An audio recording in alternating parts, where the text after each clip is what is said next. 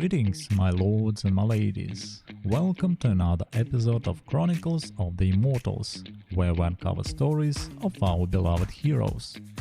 And tonight I will tell you the tale of the Astronaut king who rebuilt a world, Pakal the Great. In the history of power, some names are written in sand, and others are carved in stone, literally. Today we're not talking about a pharaoh from Egypt or an emperor from Rome.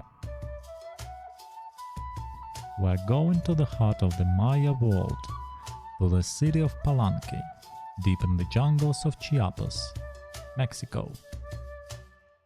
Our subject is a ruler whose reign defined a golden age, whose tomb became a modern marvel, and whose legacy sparked theories of ancient astronauts. This is the story of Pakal, Pakal the Great.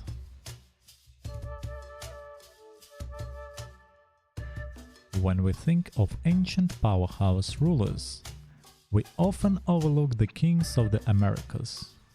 That's a mistake. And Pakal's story is one of the most incredible. He wasn't just born into power. He seized it at a time of crisis and didn't just restore his city. He transformed it into one of the most brilliant centers of art and science the world have ever seen. But this story starts in the shadows of collapse. The year is 615 AD. The great Maya civilization is thriving, but the city-state of Palenque is on its knees. It's been sacked by a rival kingdom, its dynasty is weak, and its people are demoralized. The throne is vacant, the situation seems hopeless. And then a claimant emerges. But he is just a boy, 12 years old. Imagine being handed the keys to a falling corporation, a city under threat, and a disgraced royal bloodline, all before your 13th birthday. The odds were overwhelmingly against him. His enemies surely saw him as a puppet, a temporary placeholder.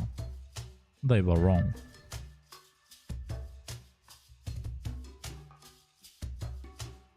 Pakal's reign, which would last an astonishing 68 years, was a masterclass in rebuilding, rebranding, and a long-term strategic rule.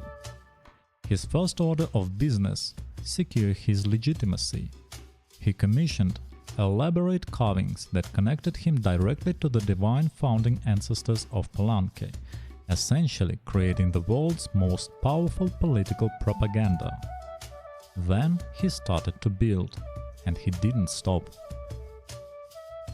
He constructed the magnificent palace with its iconic tower. He commissioned the stunning Temple of the Inscriptions, not just as a monument, but as his own future tomb. A radical and grandiose act for Maya king. Under his direction, Palenque became a breathtaking metropolis of elegant architecture, intricate bas-reliefs, and advanced hydraulic engineering. He turned a broken city into a jewel of the Maya world. So what was the secret to his success? How did a boy king not only survive, but become the great? First, longevity. 68 years on the throne is an incredible advantage. It provides stability and allows for long-term projects. Second, cultural patronage. Pakal turned Palenque into a hub for art, science, and astronomy. His scribes and artists developed a unique, elegant artistic style that became Palenque's signature. He didn't just want power, he wanted a legacy of brilliance. And third, military and political savvy.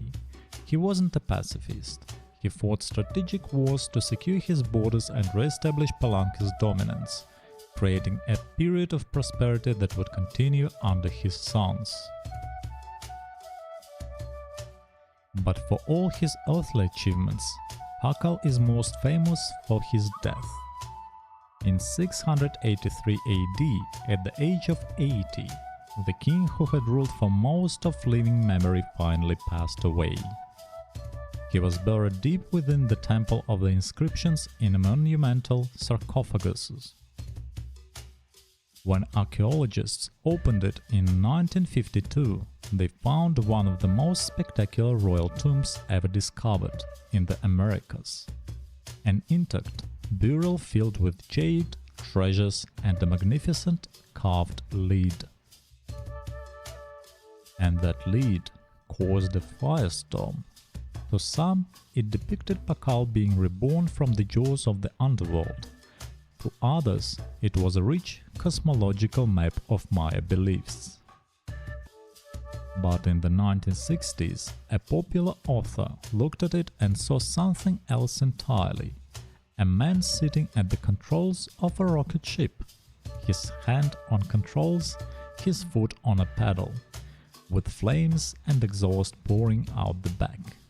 The Palanke astronaut theory was born. Was Pakal an ancient astronaut? Did he come from the stars? Almost certainly not. Mainstream archaeologists and epigraphers have thoroughly deciphered the imagery. It's a masterwork of Maya mythology, showing Pakal's descent into the underworld and his subsequent rebirth as a god. It's not a spaceship, it's a world tree, with Pakal as the sacred center of the cosmos. The so-called rocket exhaust is the celestial monster, a being from Maya myth. The controls are Maya symbols for life and death. The truth is far more interesting than sci-fi. It's a window into the incredibly complex and beautiful mind of the Maya civilization that Pakal helped perfect. So what is the legacy of Pakal the Great? He is the definitive Maya king, a ruler who took a city on the brink of oblivion and forged it into a legendary center of culture and knowledge.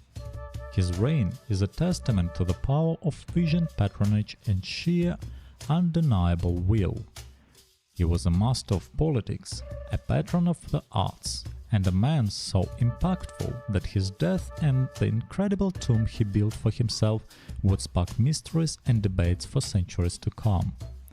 He wasn't an astronaut from another world, he was a man who, from right here on Earth, reached for the stars and pulled his entire civilization up with him. So what do you think? Is the sarcophagus lead proof of an ancient astronaut, or is the real story of Pakal's life even more impressive? Thank you for watching and see you again in the Infinity Kingdom. Bye bye.